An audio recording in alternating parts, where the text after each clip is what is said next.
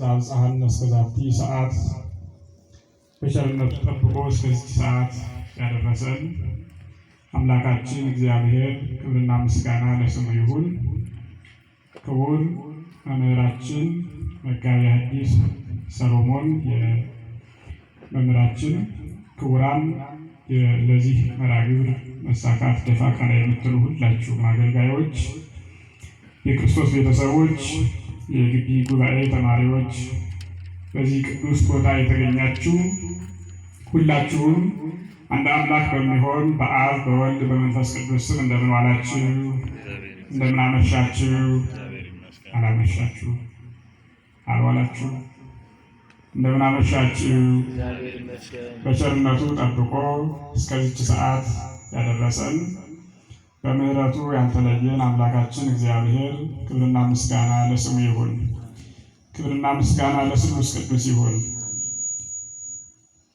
እመቤታችን ቅድስት ድንግል ማርያም ከስሉስ ቅዱስ በታች ከፍጥረታት ሁሉ በላይ ክብርና ምስጋና ይድረሳት። የእግዚአብሔር ቸርነት ከሁላችን ጋር ይሁን። በዚህ ምሽት የምንማማረው ከዚህ የሚበልጥ ፍቅር በሚል ርዕስ ነው። ሁላችሁም ይህን ቃል ትናገራላችሁ። ከዚህ የሚበልጥ አይሰማም። ሁላችሁም ተናገሩ። በዚህ ነው የምንማረው። የምናገኘው በዮሐንስ ወንጌል ምዕራፍ 15 ቁጥር 13 ላይ ይገኛል። አልቦ ዘየሀቢ ወይሄይስ እንዝ ፍቅር ይላል። ከመ ብእሲ ዘይሜጡ ነፍሶ ቤዛ ነፍሰ ቢጹ ይላል። ራሱን ለባልንጀራው አሳልፎ እንደሚሰጥ ከዚህ የሚበልጥ ፍቅር የለም ይላል። ባጭሩ አጠር ለማድረግ ለመጠቅለል ዛሬ የምንማረው በሶስት ፊደላት ለተገመደው ግን ሰማያውያንና ምድራውያን ፍጥረትና ተፈጥሮን ፈጣሪንና ፍጥረታትን አስተሳስሮ ለሚኖረው ፍቅር ብለን ለምንጠራው በዚህ ነው የምንማረው ማለት ነው። ይህን የምንማርበት ምክንያቱ ዛሬ ጌታችን መድኃኒታችን ኢየሱስ ክርስቶስ የዓለም ቤዛ ሆኖ የተሰቀለበት የሞተበት ዓለምን ሰውን ሕዝቡን እንዴት እንደሚወደው በደሙ ፍቅሩን የገለጠበት ቀን በመሆኑ ነው ይህን ዛሬ የምንማረው። እግዚአብሔር ከሁላችን ጋር ይሆን።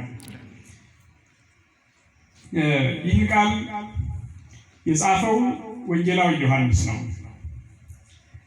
ተናጋሪው አምላካችን መድኃኒታችን ኢየሱስ ክርስቶስ ነው። ትምህርቱ ለሁሉም ነው የተላለፈው የተነገረው። እንግዲህ ፍቅር ስናይ የተነገረበትን ከማየታችን በፊት ቃሉ ራሱ ምን ማለት ነው? ፍቅር ማለት ፍቅር በምን ይገለጣል? በቃላት ነው? በንግግር፣ በግጥም፣ በማስመሰል ወይስ በተግባር? ፍቅርን በትክክል ሊተካ የሚችል ነገር በምድር ላይ አለ ወይ? በዘመናችን ፍቅር ጠፍቷል የለም እንላለን። ደፍረን ማለት ነው እየተናገርን። ጌታችን መድኃኒታችን ኢየሱስ ክርስቶስ በማቴዎስ ወንጌል ላይ እንደነገረን ይቀዘቅዛል፣ ይቀንሳል አለ እንጂ ይጠፋል አላለም። አስታውሱ ክርስቲያኖች፣ ዛሬም ፍቅር የሚሰጡ ሰዎች አሉ ማለት ነው።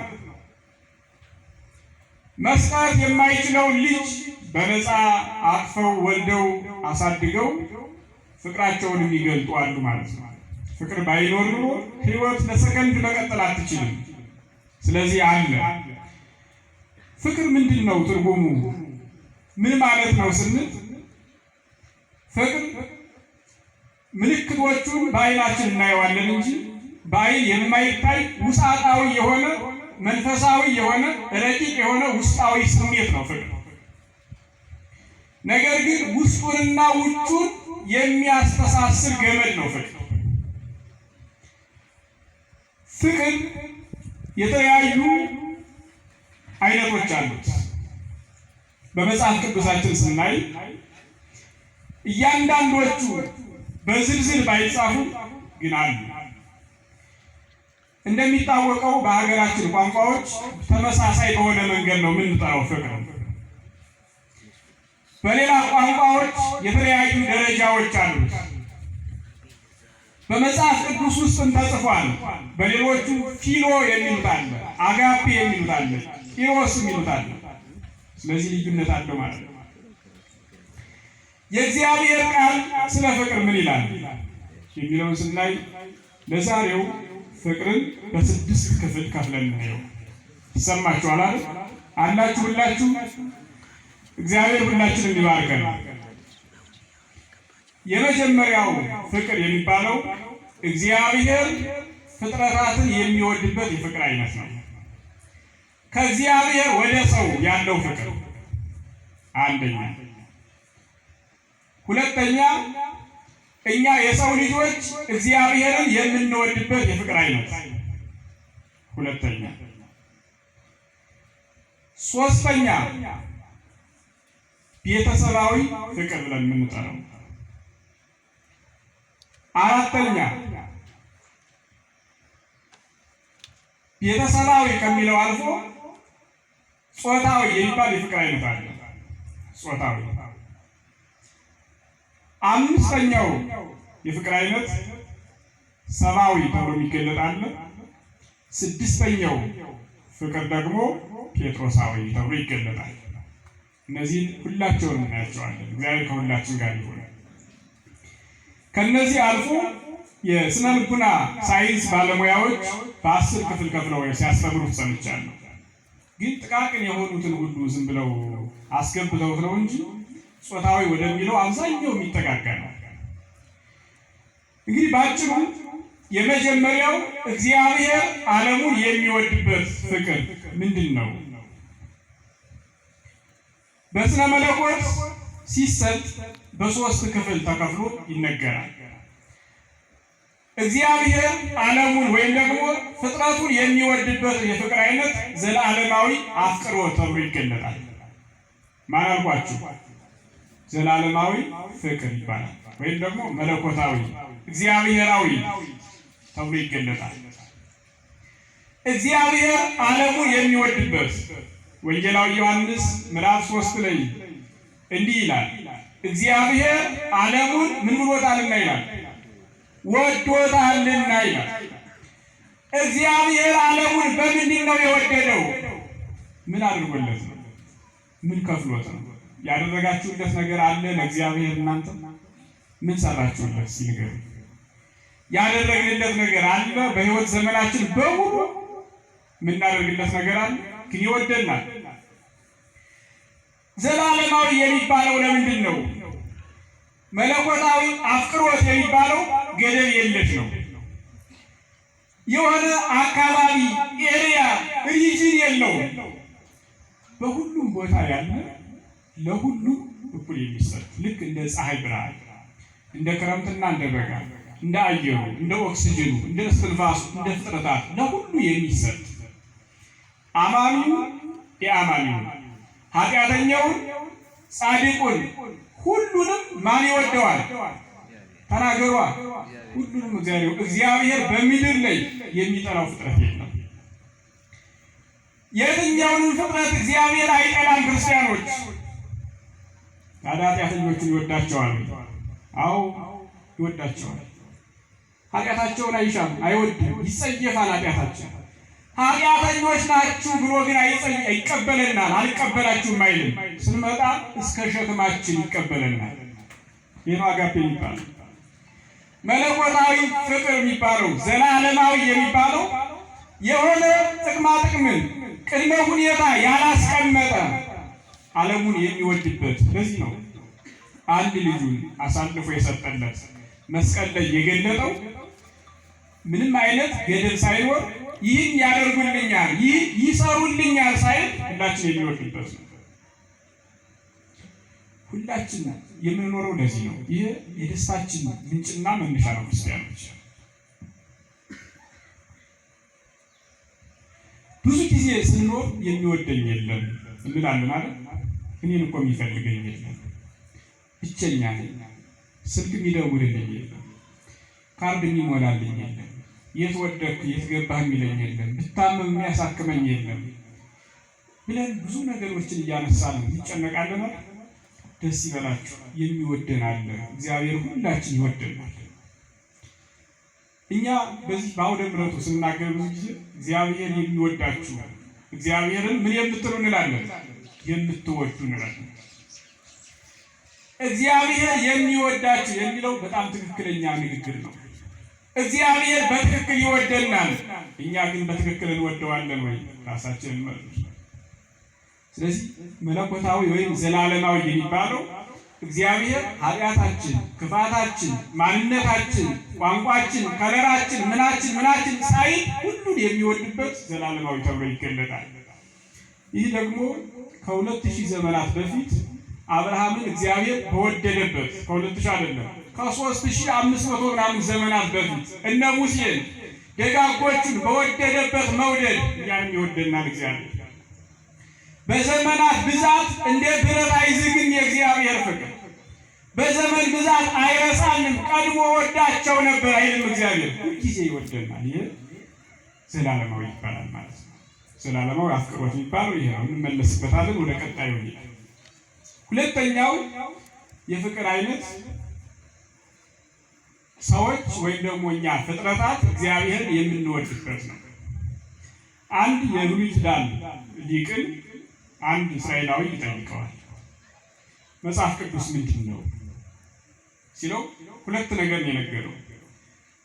መጽሐፍ ቅዱስ አጠቃላይ ከኦሪት ዘፍጥረት እስከ መጨረሻው ድረስ ያለው ቢተነተን ሲብራራ ወይም ደግሞ ሲቀነጨም ወይም ሲጨመቅ የሚወጣው ሁለት ቃላት ናቸው። ይኸው ፍቅረ እግዚአብሔርና ፍቅረ ቢጽ። ባልንጀራህን እንደ ራስህ ውደድ የሚለው ፈጣሪ እግዚአብሔርን ውደድ የሚለው ሁለቱ ነገሮች ናቸው ይላል። በእርግጥም ነው። እኛ እግዚአብሔርን የምንወድበት የፍቅር አይነት ሁለተኛው ነው። እግዚአብሔርን በምንድን ነው የምንወደው? እግዚአብሔርን የምንወድበት መውደድ በምን ይገለጣል? በምንድን ነው የምንገልጠው? በምንድን ነው የምትገልጡት? እግዚአብሔር እንደምትወዱት ብትወዱኝስ ምንን ጠብቁ ነው የሚለው። አይሰማም? ብትወዱኝስ ትእዛዜን ምን በሉ ጠብቁ ይላል። እርስ በርሳችሁ ስትዋደዱ ቢያዩአችሁ ያዩአችሁ ሰዎች የማን እንደሆናችሁ ያውቃሉ፣ የኔ እንደሆናችሁ ያውቃሉ። ባልንጀራችን ስንወድ፣ እርስ በርሳችን ስንወዳደድ፣ አንዳችን ለአንዳችን ያለን ከበሬታ ማንነት ጥሩ የሆነ ጥልቅ የሆነውን ፍቅራችን ስንገልጥ ማንነታችን አይደንቲቲ ተደርጎ የተሰጠን የኛ እግዚአብሔርን መውደዳችን ወይም ደግሞ የእሱ መሆናችን ይገለጣል ማለት ነው። ስለዚህ ሁለተኛው ፍቅረ እግዚአብሔር ብለን የምንጠራው እግዚአብሔርን መውደዳችን በአምልኮት የምንገልጠው ስቡሕ፣ ቅዱስ፣ ውዱስ ብለን የምንገልጠው በጾም፣ በጸሎት፣ በመልካም ስራ፣ በአገልግሎት ደፋ ቀና እያልን የምንገልጥበት ሁለተኛው ይሄ ነው ማለት ነው።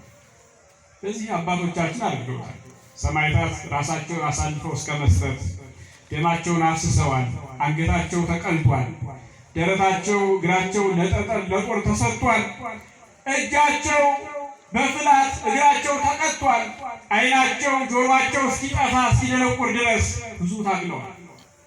ይሄ ምንድን ነው ሲባል እግዚአብሔርን የወደዱበት መውደድ ነው። ለሃይማኖታችን ዋጋ የምንከፍለው ባለን የሃይማኖት ደረጃና ልዕልና መጠን ነው ማለት ነው። ሁለተኛው ይሄ ነው። ሶስተኛው ፍቅረ ቢጽ የሚባለው ፍቅረ ቢጽ ባልንጀራን እንደማን መውደድ? አይሰማም? እንደ ራሳችን መውደድ። ራስ ወዳድ የሚባል አባባል አለ በልማድ። ራስ ወዳድ ሲባል ራስን መውደድ ኃጢአት ነው ወይስ ጽድቅ ነው?